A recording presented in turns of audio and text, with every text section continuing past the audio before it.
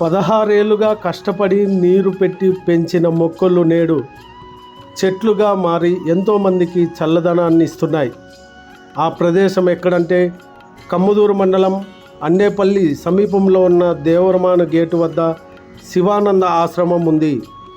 ఈ ఆశ్రమం సాధకుడు చిన్న మొక్కలు తెచ్చి నీరు పెట్టి పెంచడంతో ఆ చెట్లు వేసవి కాలంలో కళ్యాణదుర్గం నుండి బెంగళూరు, పాగోడ, కమ్మదూరు రహదారుల వెంబడి వెళ్తున్న వాహనదారులు, ప్రయాణికులు ఆ చెట్ల కింద కాసేపు ఉండి ప్రశాంతత పొంది వెళ్తున్నారు.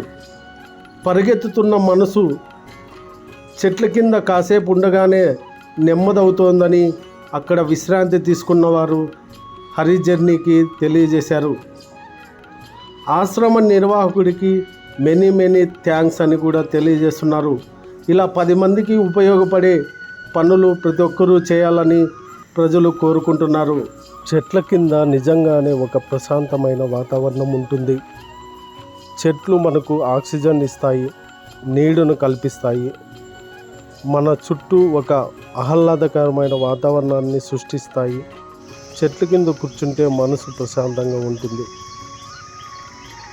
ప్రకృతితో అనుబంధం. చెట్ల కింద కూర్చుంటే మనం ప్రకృతితో మరింతగా అనుబంధం కలిగి ఉంటాం.